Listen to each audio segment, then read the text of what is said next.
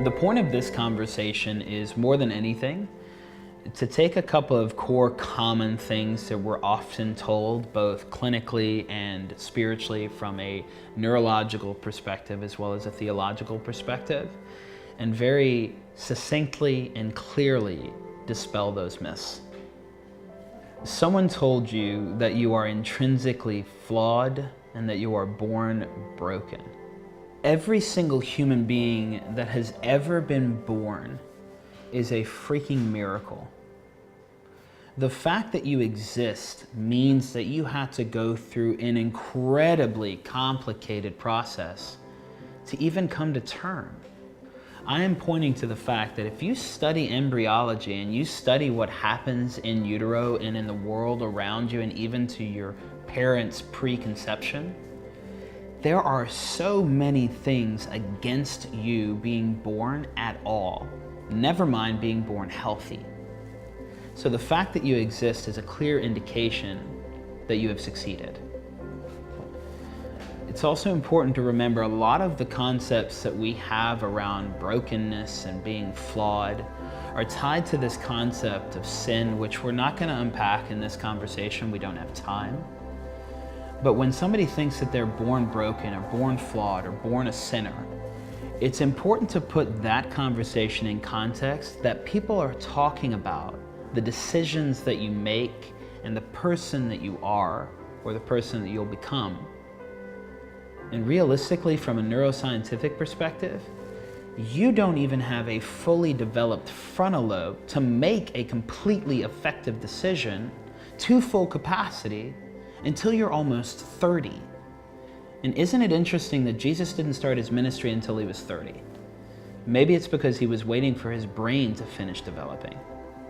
So for you to look at somebody, or for you to have somebody look at you and say, you were born flawed and broken and capable of decision, you're having a conversation about something that isn't possible.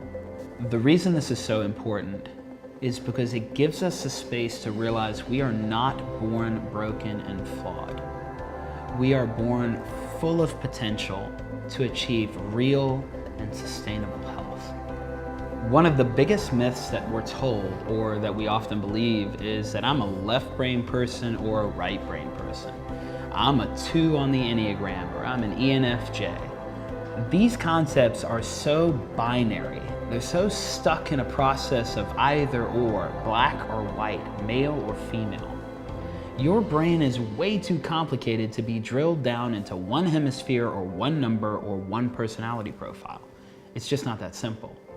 So when you're looking at the comprehensive way that your brain works, mind, body, and soul, collectively as a human being and as a spiritual person, remember that you are all 9 numbers on the Enneagram functioning in an interconnected, integrated, and cohesive unit. You are all 16 profiles in the Myers-Briggs. You are both left and right brain and also innately brainstem driven.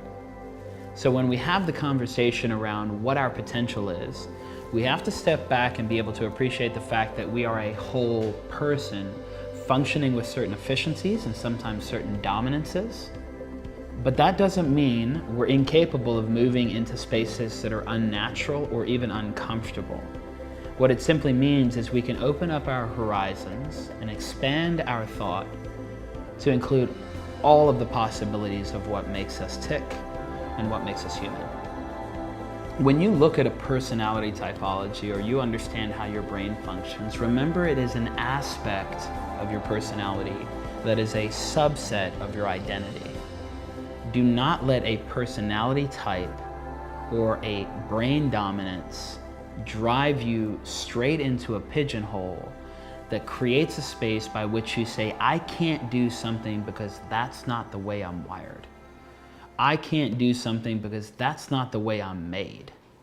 The way that you are literally made gives you the potential to move within the space of every single number in the Enneagram, every single personality profile within the Myers-Briggs. So don't sell yourself short with regards to what you can do. Step back, increase your self-awareness, and start asking yourself what's possible. A huge myth I hear all the time, especially from patients, but obviously from other people that I come into contact with outside of a clinical setting, is I can't change. I won't ever change. We know now through copious amounts of evidence-based and empirical research that the brain has the capacity to change dynamically in an instant, real time. This is not a fixed mechanical object that we are dealing with when we look at our brain function. It is an organic, dynamic, living, changing, breathing apparatus that is capable of more than we ever thought possible, and certainly way more than we currently understand. Another incredibly controversial myth is that God is exclusively Christian, and that God is an angry white male sitting on a throne ready to judge you. Or even if he's a happy one, he's still white and he's still male.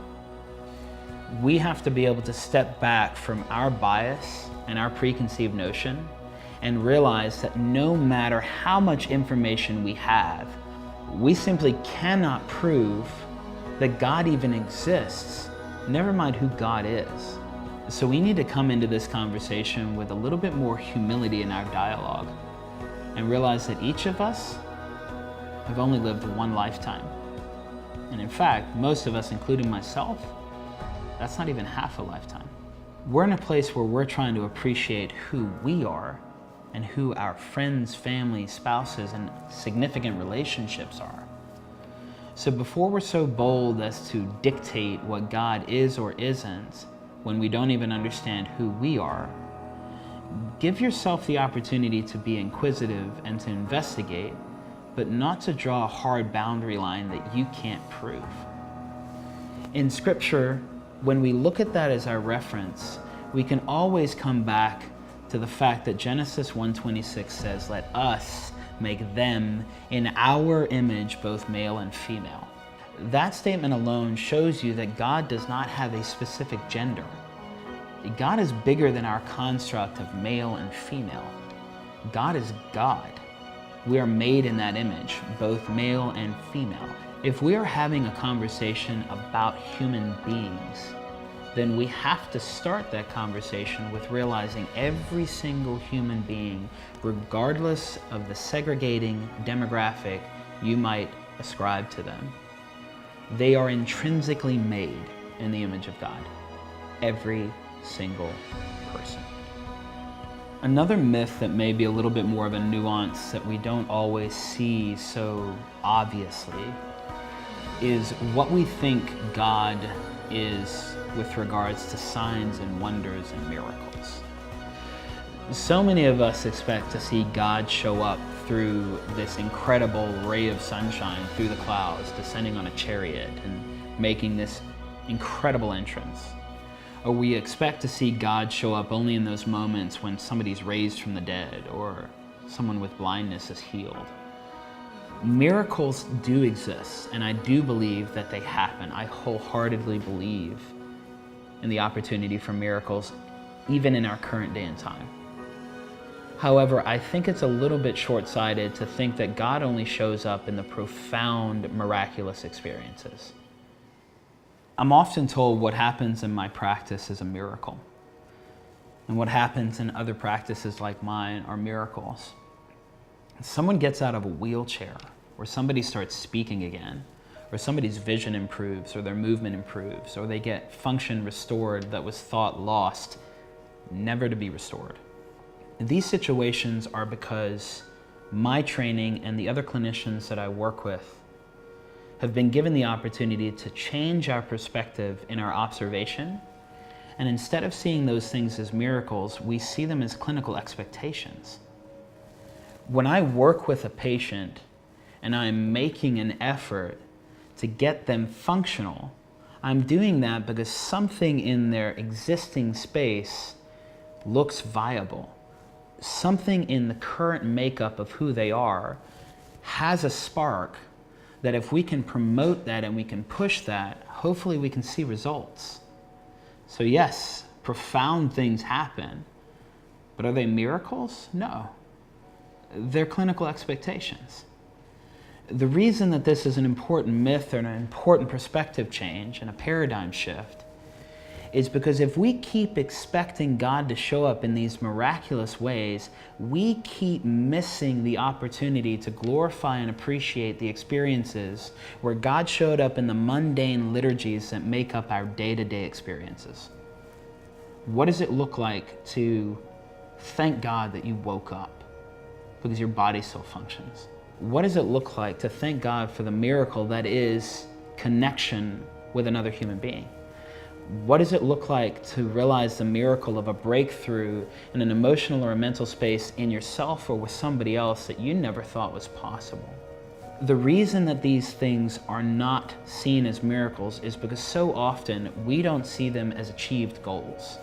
I think if we take the opportunity to recognize the space between a goal and an outcome and realize that that started with a perspective change that became reality, we have a legitimate chance to recognize the mundane and day-to-day activities as legitimate miracles worth celebrating.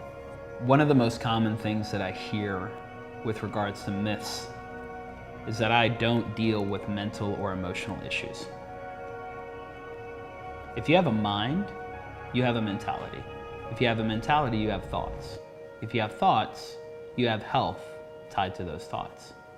So you will deal with mental health. Now that may sound silly, but let's be realistic here. Your left brain controls your thought life and your thought process. Your right brain controls your emotions and your emotional process.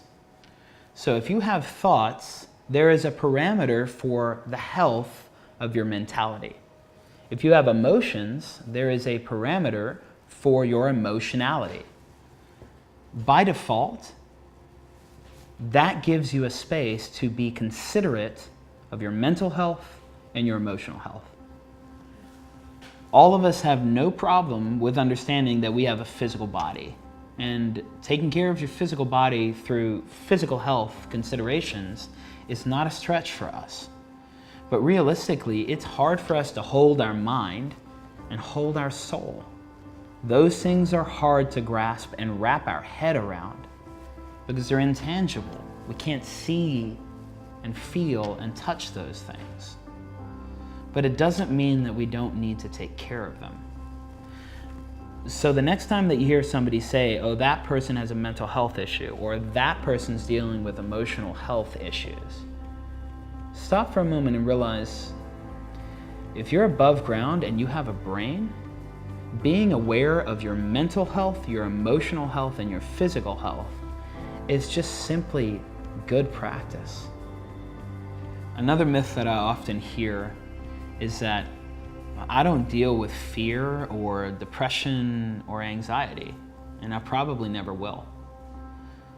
However, in reality, fear, depression, and anxiety are incredibly normal functions of the brain when we think about them in perspective of our past, present, and future.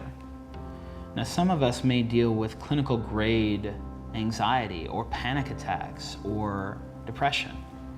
The reason this is a myth that we need to dispel is because if you don't ever think that fear or depression or anxiety is something that you will ever encounter, you will be very slow to recognize the warning signs of when it shows up.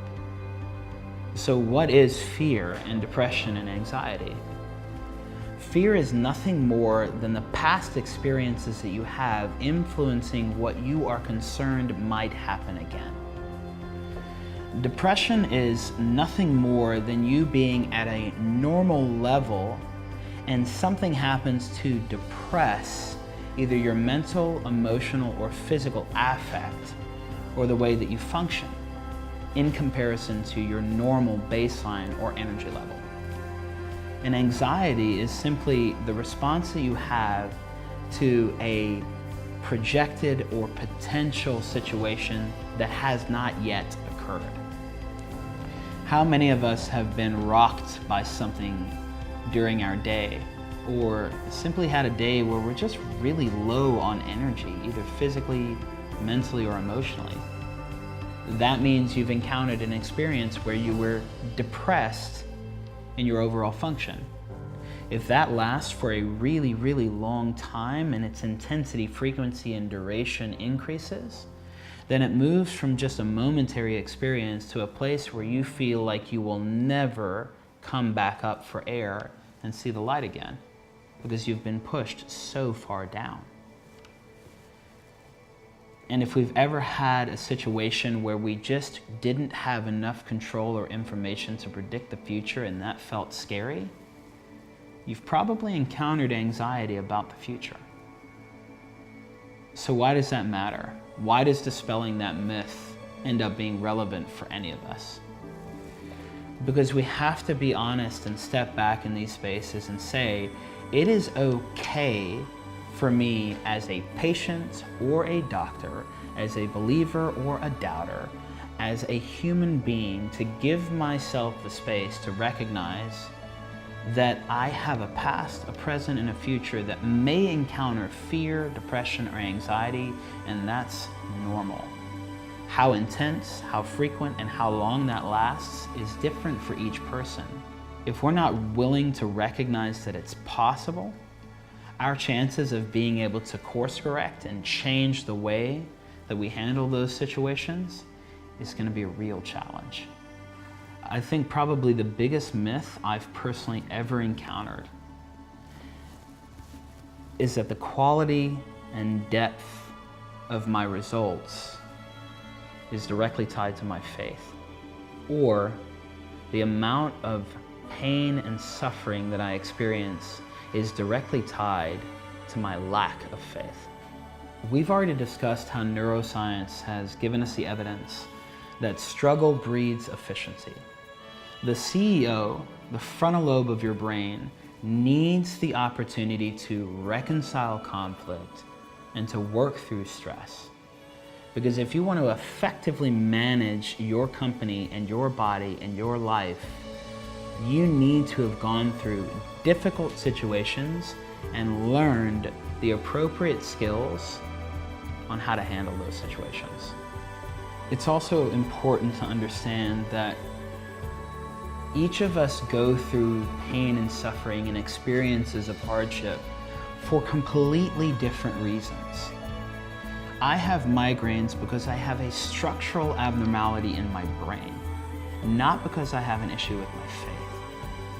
Look, we have to be honest and realistic about the fact that we don't all have the answers as to why we experience what we experience, and we may never get those answers. Every person goes through a lifetime of experiences that are driven by genetics, environmental changes, epigenetic responses and expressions, and every other factor that influences how you function within this thing we call life. So we can't simply relegate every single person who has some sort of healthcare crisis, whether it be mental, emotional, or physical health, any pain and suffering or any hardship, and say, you know what, I think I know why that is. Because unless you have a way to resolve somebody's issue and walk through that with them in partnership, and to share in a space of compassion, which by definition means cooperating within that passion by definition meaning suffering, you need to be very, very careful what you believe as the person who's struggling and what you communicate to the person who may be struggling. Compassion and grace is the opportunity to sit with someone and say, I don't have all of the answers, but how can I be available to you in this space? My favorite story in Scripture is the dad who comes to Jesus and says, my son keeps trying to kill himself. And I've talked to your friends, I've talked to your disciples, they've done the prayers, we did the 12-step process. I tried everything that I can, and he's still broken. I need your help. And Jesus says to this guy, do you believe? And in probably the most profound statement, I think, in all of Scripture, the dad says to Jesus face to face in front of the person who's capable of fixing his son, after significant effort, I believe. but I need you to help me in my unbelief. And Jesus says, man, that's good enough for me. So what does it look like for us to give ourselves the space and the grace with ourselves and with each other to say it isn't about perfect faith. It's about just a little bit of faith. And being willing to recognize that doubt is not a negative, skepticism isn't either, but being transparent and vulnerable with Jesus and with God to say, I'm trying, but if you could help, man, I would appreciate that. I think that's a super healthy start to the conversation.